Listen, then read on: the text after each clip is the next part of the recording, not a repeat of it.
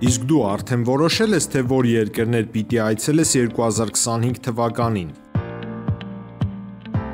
Եթե դու ես հոգնել օրեր շարունակ հարցումների անպատասխան մնալուց, դիմիր Travel with N տուրիստական գործակալություն, սպասեցնել չեն տա, անմիջապես կստանաս լավագույն առաջարկները, տուրփաթեթներ, ավիատոմսեր, հյուրանոցների լայն ընտրանի, էքսկուրսիաներ, սոցփաթեթի սպասարկում եւ ամենակարևորը 24/7 ձևաչափով բարեհամբույր սպասարկում։ Travel with N 095 89 20 48 Բարև ձեզ արգելի հեռուստատիտողներ, մենք շարունակում ենք մեր աշխատանքները պոլիտիկայի մեթրում, այս բան ես զրուցել եմ վերլուծաբան միջազգայնագետ Գրիգոր Բալասանյանի հետ, շնորհակալ եմ պարոն Բալասանյան մեր հավելանքնելու համար։ Ժողովրդական մի ասույթ կա, չէ՞ որ որևէ ընտանիքում ոչ այդքան բարոյական աղջիկ է լինում, բախտները պիտի բերի, որ շատ տնից դուրս չգա։ Հիմա մենք այդ վիճակում ենք Նիկոլ Փաշինյանի հարցում։ Փաշինյանը ցանկացած միջազգային հարթակում իր դեմքով Հայաստանը ծաղրուծանակի առարկա է դարձնում։ Երեք Եգիպտոսում էր, դրանից առաջ Դուշանբեում, բայց Եգիպտոսում հետաքրքիր դրվագներ եղան, փաստորեն Թրամփի WhatsApp-ի համարը ունեցող եւ ըստ իրենց քարոզչության նաեւ անհրաժեշտության դեպքում այդ WhatsApp-ով զանգելու հնարավորություն ունեցողին Թրամփը չէր էլ ճանաչում։ Փաշինյանը մոտեցել եւ ինքնածանոթանում էր, հա, Թրամփի, որ ես եմ Հայաստանի վարչապետը, եւ այնտեղ մեկ այլ դրվագ եղավ, որ Թրամփի համար ընդհանրապես սա նաեւ ցույց է տալի տարածաշրջանի նկատմամբ Թրամփի վերաբերմունքը։ Թրամփի համար Ալիևն ու Փաշինյանը հայրենակիցներ են եւ ինքը թեքվելով դեպի Ալիև փնտրում էր Ալիևի հայրենակցին Նիկոլ Փաշինյանին։ Այսինքն գուցե ընդհանրապես Թրամփի համար մեր եւ Ադրբեջանի միջև եղած հարաբերությունները իր համար քաղաքացիական պատերազմի նման մի բան է, մի պետության տարածքում, հա։ Ինչի մասին են այս բոլոր ուղերձները խոսում, Դուշանբեում ծաղրում են Փաշինյանին, այնտեղ չեն ճանաչում, համարում են Ալիևի հայրենակիցը։ Այն ինչ տեղի ունեցավ Շարմ էլ-Շեյխում ըստ էության մտահոգիչ է իրականում, եթե մի պահ փորձենք դրան նայել դիվանագիտական աչքով եւ մասնագիտական տեսանկյունից, ապա անշուշտ դա մտահոգիչ է։ Սա նաեւ մեր արարողակարգի ինչ որ առումով ձախողումն է, քանզի նախապես որոշում է, թե ով որտեղ պիտի նստի, յուրաքանչյուրը ներկայանում է, յուրաքանչյուրին ներկայացնում են, այսինքն այսպես հախուռն գնալ եւ պատվանդանի մոտ հերթ կանգնել, թե երբ Թրամփը կպտտվի, որպեսզի ներկանալ, սա ընդունելի մոտեցում չէ միջազգային հարաբերությունների համար եւ սա բնականաբար մեր երկրի վարկի վրա անշուշտ ունենում է իր ազդեցությունը։ Դուշանբեում մենք տեսանք Լուկաշենկոյի այսպես չափից դուրս անկեղծ պահվածքը, եթե այդպես է փորձենք բնութագրել, անընդհատ ինքը ինչ որ հումորներ էր անում իր վիզավի ունենալով Ալիևին եւ Ալիևի միջոցով ինչ որ մեզ էր անընդհատ ինչ որ բան փորձում փոխանցել։ Հիմա նույնը Թրամփը էլի Ալիևի միջոցով փորձում է այսպես մեզ փնտրել եւ գտնել, հա, նշանակում է անլրջացել է բավականին միջազգային հարության վերաբերմունքը Հայաստանի նկատմամբ։ Դուք ուրիշ ակնկալիք ունեիք։ Ես կարծում եմ սա բերեց հանգեցրեց այն քաղաքականությունը, որ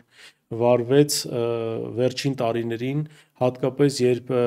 ես մի քանի անգամ եմ ասել, երբ դու ամեն ինչ ասում ես, որ միայն թե լինի խաղաղություն եւ ամեն ինչ պատրաստ ես տալ, միջազգային հարության կողմից նմանատիպ նաեւ վերաբերմունքի ես մի օր արժանանալու։ Եվ ըստ էության ցավոք սրտի եմ ես ասում, որովհետեւ սա բոլորիս, այսպես, հա, բոլորիս է անհարմար վիճակի մեջ դնում նման կերպ ներկայանալ միջազգային համաժողովներին, բայց ես կարծում եմ նաև այստեղ մի հատ կարևոր հանգամանք էլ կար։ Ոչ բոլոր միջազգային վեհաժողովներին եւ ոչ բոլոր, ինչպես ժողովուրդն է ասում, ամեն փրշտոցի չեն ասում առողջություն։ Ոչ բոլոր այդպես խորհրդաժողովներին է պետք այդպես գնալ եւ մասնակցել, ինչքան էլ որ հրավիրեն։ Մենք ինչ գործ ունենք Շարմ էլ-Շեյխում եւ ինչ մենք կարող ենք անել Իսրայել-Գազա հարաբերությունների կարգավորման համար կամ մենք ինչ էինք այնտեղ կորցրել։ Ադրբեջանի ներկայությունը հասկանալի էր։ Իսրայելը իր դաշնակիցն է, Գազայի Համասի հետ էլ Ադրբեջան ունի շատ լավ հարաբերություններ։ Մենք այնտեղ ում էինք պետք է ում համար ենք մենք գնացել։ Եթե գնացել ենք Տրամպի համար ֆոն ապահովելու, որպեսզի ցույց տա, թե ինչպիսի միջազգային լայն կոնսենսուս կա Գազայի եւ Իսրայելի միջև խաղաղության պայմանագրի ստորագրման համար, ապա մենք այստեղ ուղղակի այդ մասովկի մասնակից ենք, հետեւաբար պիտի նաեւ համապատասխան վերաբերմունք ունենանք։ Դուք վստահաբար տեսել եք, չէ՞, ֆոտո ատելյեներում ինչ որ պատի ֆոնին նկարվելուց առաջ այդ ֆոնին ծաղկաման են դնում, որ դատարկ չլինի շատ։ Ես կարծում այս միջազգային այս խաղաղության համաժողով կոչվածում Փաշինյանը հենց այդ ծաղկամանի դերն էր տանում, ուղղակի երևի ազատ աթոռ կար, փորձել են զբաղեցնել։ Բայց մյուս կողմից տեսեք ինչ է ստացվում, նայելով Գազայի եւ Իսրայելի համաձայնությանը, փաստորեն Համասը, որը Միացյալ Նահանգների կողմից ճանաչված է ահաբեկչական, ես այդ կարծիքի իհարկե չեմ կիսում անձնապես, եւ Իսրայելի կողմից է ճանաչված ահաբեկչական, կարողանում է ավելի լավ բանակցել Միացյալ Նահանգների հետ եւ աղետալի վիճակից ավելի լավ պայմաններով դուրս գալ, քան Հայաստանը։ Միայն եկեք գերիների հարցը քննարկենք։ Փաստորեն Համասը հանձնելով 20 գերի պատանդ, որ վերցված են իսրայելական կողմից, դրա դիմաց ստացավ 1000-ից ավել պաղեստինցի պատանդներ, որոնցից 48-ը կարծեմ դատապարտված էին ցմահ ազատազրկման, ընդ որում նրանցից մի քանիսը, ասենք, մեկը կար 37 հատ ցմահ ուներ, մյուսը 48, այսինքն այդքան մարդ էին սպանել Իսրայելի տարածքում։ Համասը, որը ճանաչում է ահաբեկչական, կարողանում է ավելի լավ բանակցել, քան այս մարդը, որ աշխատող, լավից վատից խնդիրներ ունեցող, բայց պետություն, ճանաչված պետություն էր ստացել որպես կառավարման տարածք։ Սա պիտի առիթ չլիներ, որ Փաշինյանը ուղղակի չվերադառնար Շարմ Շեյխից, ասենք մնար երևի այդ ծովափին, չգիտեմ, այդտեղ եգիպտացորեն վաճառում են, ասենք ծովափնյա ինչ որ աշխատանքով զբաղ, բայց ոչ Հայաստանի վարչապետի պաշտոնը զբաղեցնել։ Համասը իրենից լավ է բանակցում։ Ես կարծում եմ, այստեղ ամենից կարևոր հարցը մենք ինքներս մեզ պիտի տանք, իսկ բանակցել են արդյոք գերիների վերադարձի հետ կապված։ Սա է ամենակարևոր հարցը, որովհետև երբ օգոստոսի 8-ին այսպես կողք նստած էին Փաշինյանը եւ Տրամպը հարցրեց, որ ասում են իր մոտ 37 քրիստոնյա կա, ես իրեն կասեմ, որ նա վերադարձնի։ Այդ բառերը խնդրեց այդ հարցը չբարձրացնել։ Այո, ասեց այդ հարցը չներառենք։ Այսինքն, այստեղից է դրանից եմ գալիս ես, էլի, այսինքն մենք վստահ ենք, որ առասարակ բանակցություն գնում է գերիների վերադարձի հետ կապված, որ մի բան է լավ կամ վատ բանակցություն գնա։ Իսկ Համասը ցույց տվեց, որ Միացյալ Նահանգները հերթական անգամ իր երկդիմի քաղաքականություն է վարում, չէ՞ որ Միացյալ Նահանգների պաշտոնական քաղաքականության մեջ ասվում է, որ իրենք ահաբեկիչների հետ չեն բանակցում։ Պաշտոնապես այդպես է տարածված, բայց պարզվում է, որ դա Համասին չի վերաբերում կամ միայն Համասին չի վերաբերում։ Իսկ Համասը բրավո, իրականում Համասը կարողացավ ոչ միայն պատվով դուրս գալ այս ամեն ինչից, Համասը կարողացավ հասնել նրան, որ արդեն վերականգնել է իր բոլոր այդ բլոկ պոստերը, որ ասում են Գազայի հատվածում, եւ ավելին նրա այդ շքերթը, որ նա մտավ Գազա, ամբողջությամբ զինված իրենց մեքենաներով անով ցույց տվեց, որ Համասը չի վերացվել։ Ինչպես ասում էր Իսրայելը, որ գրում է, որ Համասը վերջ։ Ավելին, դուք ճիշտ նկատեցիք, 20 թե 22 գերի տվեց, 1000-ից ավել կին, երեխաներ, ցմահ դատապարտվածներ եւ այլն կարողացավ հետ բերել, այսինքն Գազայի ժողովրդի աչքում Համասը էլի հերոս է։ Չնայած Համասի պատճառով միգուցե նաև իրենք այդ զրկանքներն են կրում, բայց մյուս կողմից Համասը ինքն է պայքարում Գազայի ժողովրդի ազատագրման համար։ Հետևաբար ամեն դեպքում Գազայի այդ ծանր զրկանքներ կրած ժողովրդի աչքում Համասը հերոս է։ Մենք մեր գերիների հետ կապված ոչ մի քայլ ըստ էության չենք անում։ Հակառակ պարագայում մեր ազգային անվտանգության ծառայության ղեկավարը սեպտեմբերի 21-ին գտնում էր Բաքվում, գոնե մի 7-8 գերու հետ կգար։ Մենք հույս ունենք, որ առնվազն մի քանի հոգու նա կկարողանա հանել ադրբեջանական գերությունից եւ բերել։ Համենայն դեպս դա պիտի լիներ պայման իրեն տեղ գնալու։ Բայց եթե ստացվում է, որ որտեղ հրավիրում են, մենք արագ գնում ենք դրա դիմաց որ դե ամոթա բան չասենք մարդիկ չնեղանան, այդպես կներեք միջազգային հարաբերություններ չեն վարում։ Հետևաբար մեր հետ էլ պիտի վարվեն այդպես, ցույց տալով, որ մենք միջազգային հարաբերությունների ոչ լիարժեք անդամ ենք։ Անկամ Համասից էլ պակաս կարգավիճակ ունենք։ Համասը երեք թե տասնապատիկ պակաս։ Այո, Համաս այսօր կարողանում է իր շահերի համար ծառայեցնել Մերձավոր Արևելքին։ Մենք չենք կարողանում մեր շահերի համար անգամ ծառայեցնել հետխորհրդային տարածք, որ մնաց Մերձավոր Արևելք։ Բան Ալասյանը, Նիկոլ Փաշինյանն ասում է խաղաղությունն արդեն հաստատված է, հա, բայց մենք լավ ենք հիշում, որ 2020 թվականից առաջ էլ, երբ Դուշանբեում, այդ նույն Դուշանբեում Փաշինյանը Ալիևի հետ վերելակում հանդիպել էր, եւ այո, դրանից հետո կրակոցներ չեղան մինչեւ 2020 թվականի հուլիս ամիսը Տավուշյան դեպքեր եւ դրանից հետո արդեն սեպտեմբերի 27-ը։ Ինչու է այդքան վստահ, թե իրենք վստահ չէ միայն քաղաքացիներին ուզում են մոլորության մեջ գցել միջև ընտրությունները, որ խաղաղությունը չունենալով որևէ փաստաթուղթ իրական։ Ես կարծում եմ Ալիևը ժամանակ է տվել եւ Ալիևը սպասում է ուղղակի այդ ժամանակը լրանալու։ Ալիևը ժամանակ է տվել եւ պարբերաբար իր արտգործնախարարի, իր օգնական Հաջիևի միջոցով այսպես մամուլ տեղեկատվություն է տարածվում Ադրբեջանի հիշեցումների հետ կապված։ Ես հիշեցնեմ վերջին հիշեցումը Ադրբեջանի արտգործնախարար Բայրամովի հիշեցումն էր, որ Հայաստանը պիտի փոխի սահմանադրությունը։ Այսինքն կարող ենք առնվազն կասկած հայտնել, որ այդ հարցը անընդհատ քննարկվում է բոլոր հանդիպումների ժամանակ եւ այդ հարցի հետ կապված առնվազն կա դրական պատասխան։ Հիմա ժամանակի հարցը թե երբեն այդ սահմանադրությունը Դրանք այստեղ արդեն հայտարարել են, որ սահմանադրությունը կփոխեն։ Փաշինյանն իր վերջին ելույթներից մեկում ասաց՝ «Նու խորհրդարանական ընտրություններից հետո կփոխենք», բայց կարծում կհամաձայնենք, որ Ալիևը ուզում է միջև այդ ընտրությունները ստանալ։ Ալիևը ցանկանում է միջև խորհրդարանական ընտրությունները ստանալ ամեն ինչ։ Ամեն հնարին եւ անհնարինը, որովհետեւ վստահ չէ, որ խորհրդարանական ընտրությունները կգնան այն սցենարով կամ այն ուրեմն պլանով, որ ինքն է գծել կամ ինքը կարող էր ցանկանալ, որ այդպես լինել։ Որտեւ ինքը վստահ չէ, որ խորհրդարանական ընտրություններում իշխող քաղաքական ուժը կարող է ստանալ նույն այն չափի աջակցություն եւ խորհրդարանում այդքան տեղ եւ հետեւաբար բացարձակ ձայնի իրավունք, որ ունի հիմա եւ բացարձակ մեծամասնություն, որ ունի հիմա։ Հետեւաբար Ալիևը ցանկանում է այժմ եւ հիմա ստանալ ամեն ինչ։ Դրա համար Ալիևը անընդհատ խոսում է, հիշեցնում է, որ այ եթե սա չանես, դա ես համեմատում եմ այդ հայտնի կկվի հեքիաթի հետ, որ եթե այդ հիմա մի հատ ձակը չտաս, սա կգնամ կացինը կբերեմ ծառդ կկտրեմ։ Այսինքն Ալիևը անընդհատ այսա չտաս պատերազմ կլինի, այսա եթե չանես, այսպես կլինի, սա եթե չանես, այնպես կլինի։ Եվ Հայաստանը ըստ էության ոչինչ չունի սրան առարկելու, ավելին որևէ հակադարձում մենք սրան չենք տեսնում։ Մեզ համոզում էին, որ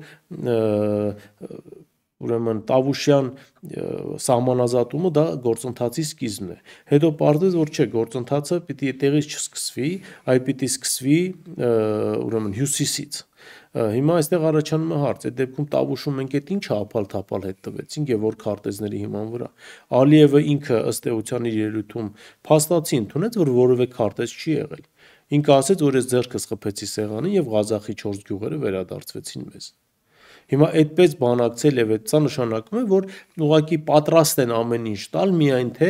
սահմանի վրա կրակոց չլինի, միայն թե ինչպես ժողովուրդն է ասում, թղթերով ամեն ինչ լինի ճիշտ, հետո այդ բովանդակությունը ինչպեսին կլինի, դա ըստ էության ոչ ոքի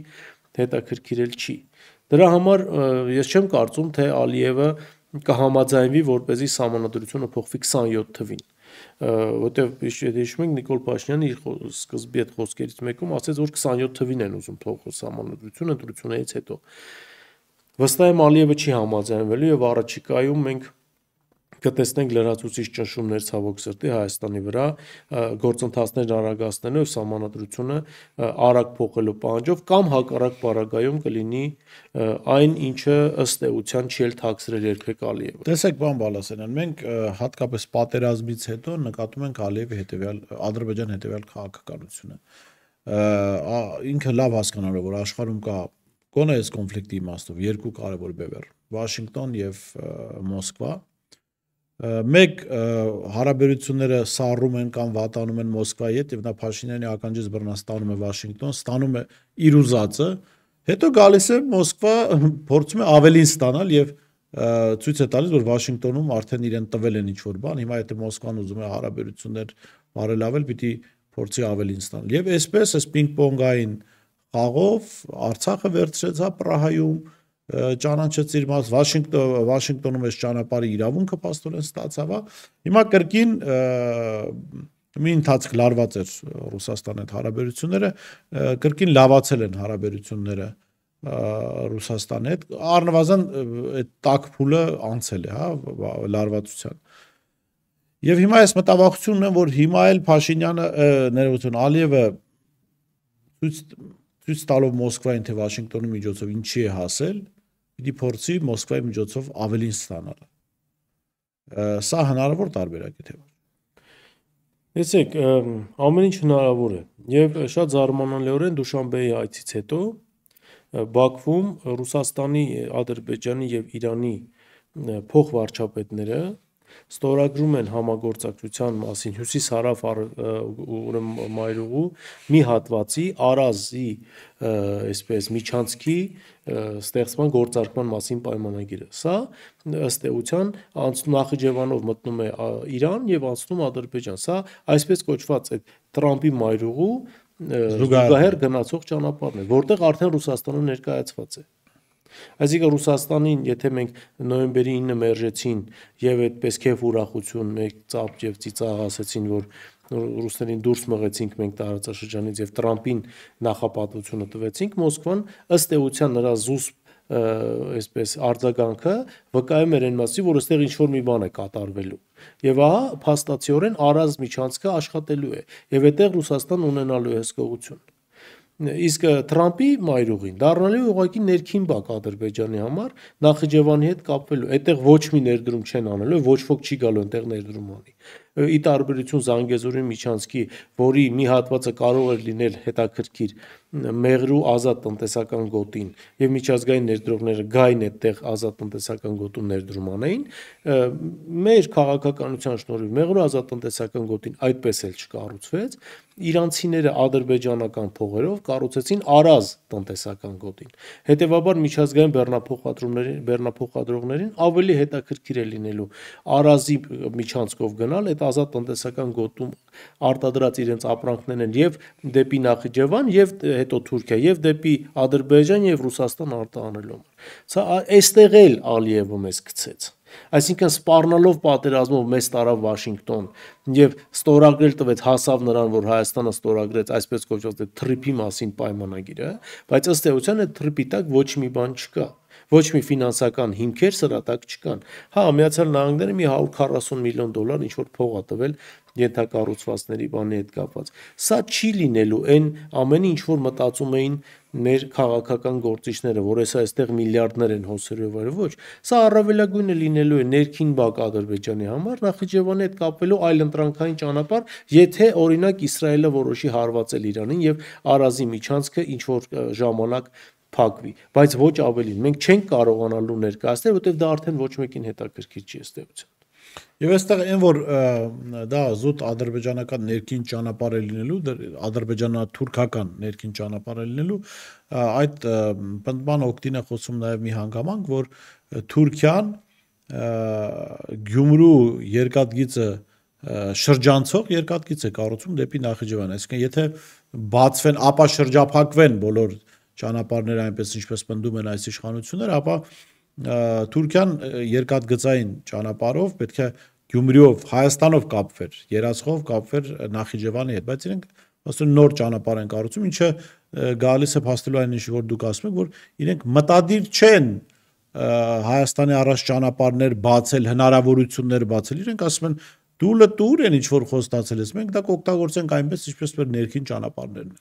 Միջելոց մենք այստեղ եւս մեկ շատ կոպիտ դիվանագիտական սխալ թույլ տվեցինք դիվանագիտական հարաբերություններ հաստատելով Պակիստանի հետ։ Սա այն փոքր փրկողակներ, որ կարող են մեզ հնարավորություն տալ Հնդկաստանի վրա հենվել տարածաշրջանային ենթակառուցվածքների հետ կապված։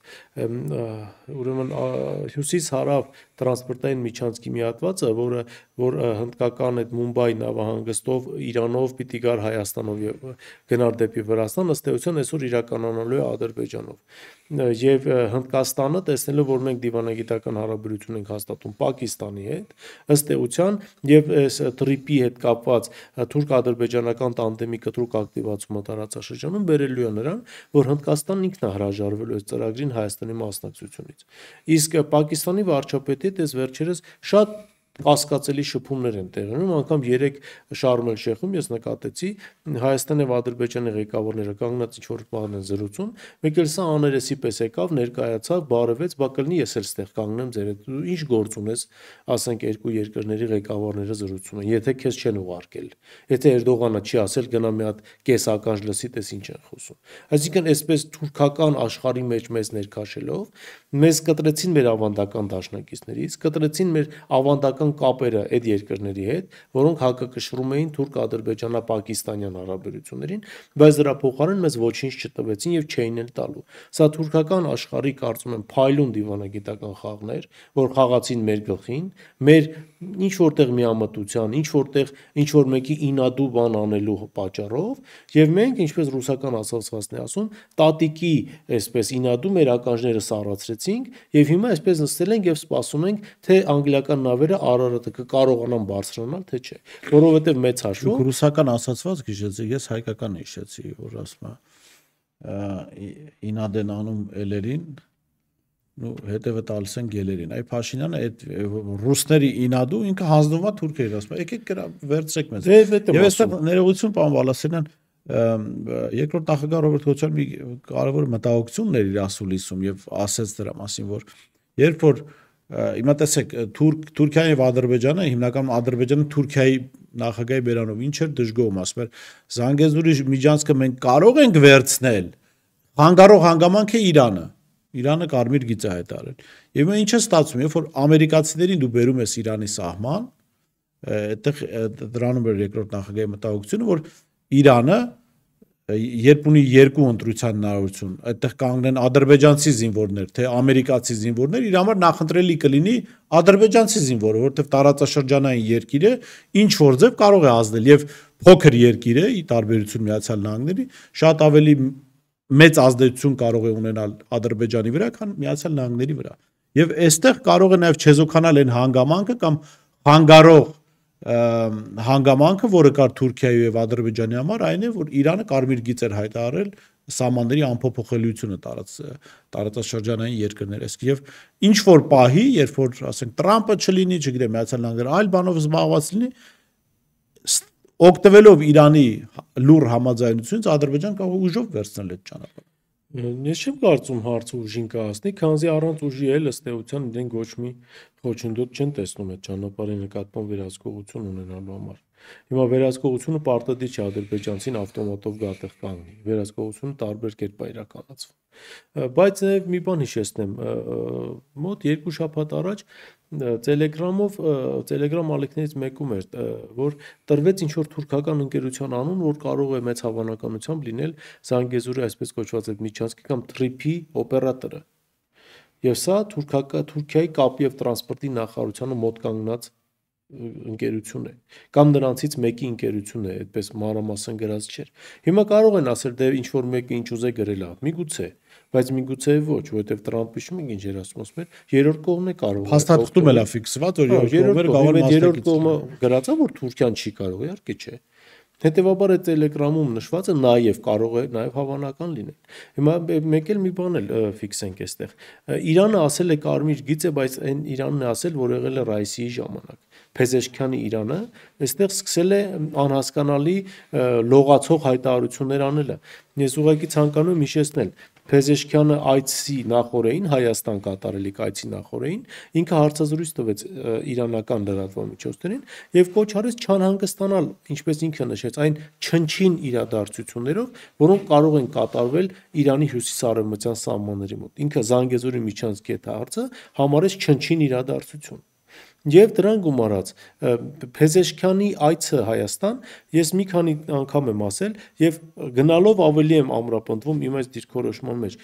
Փեզեշքյանի այցը Հայաստան նպատակ ուներ հանգստացնել հայ հասարակությանը, որ ամեն դեպքում Իրանը այսպես մենակ չի թողի եւ Իրանը այս Զանգեզուրի միջանցքի հարցում իր վերջնական որոշումը կասի, բայց ես ունեմ մտավախություն, որ Փեզեշքյանին հանձնարարվել էլ գնար Հայաստան,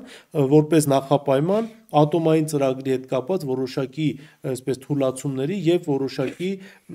ռազմական գործողություններից հրաժարվելու դիմաց։ Փեզեշքյանը այստեղ իր դերը կատարեց, գալով Հայաստան, ցույց տալով, թե իբր տեսեք հայ-իրանական հարաբերությունները երկրորդ կամուրջն են կառուցում, հեսա երրորդ բարձրավորդ էլեկտրական գիծն են կառուցելու եւ այլն, բայց ամենակարևոր էներգետիկ ծրագրերի մասին Փեզեշքյանը ոչինչ չասաց։ Մեղրու հեկը եւ Քաջարանում նավթամենաբշակման գործարանի կառուցումը Սրա մասին Փեզեշքյանը ոչինչ չասաց։ Հետևաբար սա ավելի շատ հանգստացնող եւ հետախուզական այց էր, քան իրականում միտված էր հայ-իրանական հարաբերությունների զարգացմանը։ Մի բան էլ ես ուղղակի ասեմ, նախորդ դեսպանի հետ մի անգամ հնարավորություն եղավ հանդիպելու, այս որ գնաց Սոփանիի հետ, եւ ես ուղիղ տվել եմ այդ հարցը, երբ խոսվեց Քաթարում ամերիկյան բազայի հրետակոծության մասին, ես ուղիղ տվել եմ այդ հարցը, որ պարոն դեսպան, եթե պարզվի մի օր, որ Ադրբեջանի տարածք Իսրայելը օգտագործել է Թավրիզին հարվածելու համար, ո՞րն է լինելու Իրանի պատասխանը։ Այդ նույն ժամանակ Իսլամական հեղափոխության պահապանների կորպուսը պաշտոնապես հայտարարեց, որ Թավրիզի օդանավականը ռմբակոծվել է Ադրբեջանի տարածքից։ Ինքը սկսեց այսպես մանևրել, դա դեռ պիտի հաստատվի, դեռ դա պիտի մենք որոշենք, դեռ դա Ադրբեջանի մեղքը պիտի ապացուցվի։ Այսինքն այստեղ ինքը կարծես Ադրբեջանի դեսպանը լիներ, ոչ թե Իրանի։ Սա իմ մոտ մտավախություն ծնեց, որ ներկայիս կառավարությունը բարեփոխիչների իր համար կարմիր գիծը միայն լոզունգ է եւ ոչ ավելին, ի տարբերություն Ռայիսի։ Դե ինչա երևաց նաեւ Սիրիայում։ Այո, միայն Սիրիայում չէ, Լիբանանում Հեզբոլլայի խեղճացման հետ կապված, Իրաքում շիա աշխարհազորայինների դիրքերի թուլացման հետ կապված եւ Այաթոլլա Սիստանի դիրքերի թուլացման հետ կապված, Եմենում ռմբակոծությունների հետ կապված, Աֆղանստանում որոշակի ակտիվության հետ կապված, այսինքն բոլոր տեղերում ինքը դիմադրության հետ առանցքը հանձնելով հետ է գալիս այն հույսով, որ իր հետ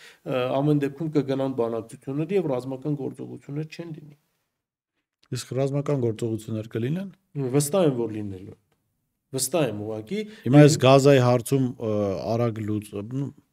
մեղմ ասած արագ լուծումը, որտեվ Գազայում է մարդը սպանվել է,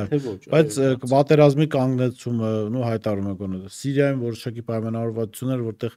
Իսրայելը մասնակից է, արդյոք խոսում են նրա մասին, որ Իսրայելը միջոցներ է ազատում առաջիկայում Իրանի դեմ պատերազմի օգտագործման։ Տեսեք, այո, եւ փորձեմ հիմնավորել ինչու։ 2011 թվականին, երբ արաբական գարունը սկսվեց, Համասը մի անգամ արդեն դավաճանեց Իրանին եւ Սիրիային։ Երբ Համասին խոստացան Եգիպտոսից զենքի տրամադրում, եթե նա հրաժարվի Սիրիայի եւ Իրանի օգնությունից։ Եվ չաջակցի Ասադի կառավարությունը, եթե դուք հիշում եք 2011-2015 թվականներին Ասադի կողմից կռվում էր միայն Հեզբոլլան, Համասը չէր մասնակցում այդ ռազմական գործողություններին։ Մի անգամ Համասը այդ խաղը խաղացել է, եւ ես չեմ այսպես վստահ եմ, բայց նաեւ կարծում եմ, որ երկրորդ անգամ կփորձեն Համասին այս խաղի մեջ մտցնել, այսինքն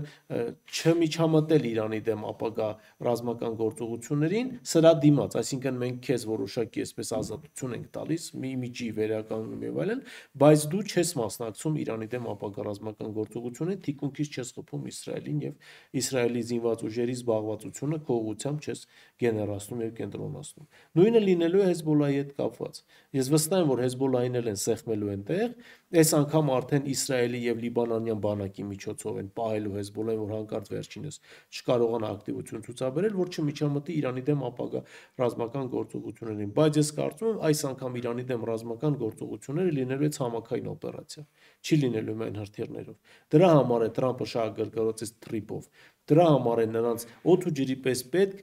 հայ-իրանական սահմանի վերցնումը իրենց հսկողության տակ։ Ու նաև ունեմ հիմնավոր կասկած, որ այստեղ շահառուներից մեկն էլ Իսրայելն է։ Դրա համար է Նատանյահուն ափալ-թափալ հայտարարում, հիշում եք, Հայոց ցեղասպանության, հանկարծ Նատանյահուն խոսեց Հայոց ցեղասպանության ճանաչման մասին, որ զարմացավ անգամ բավոց Քնեսետը չի ճանաչել մինչև Հայոց ցեղասպանություն։ Այսինքն հայ ժողովրդի մոտ փորձում է Նատանյահուն դրական իմիջ ստեղծել։ որ չասեն, վայ, այս ոնց եղավ, որ իսրայելական ընկերություններն էլ սկսեցին մասնակցել տրիպի այս գործընթացներին։ Շատ լավ, շնորհակալ եմ պարոն Ես էլ Բալասանյան, շատ շնորհակալ եմ։ հետաքրքիր զրույցի համար։ Ես շեշտում զրուցում եմ Գրիգոր Բալասանյանից, տեսություն կհանդիպենք։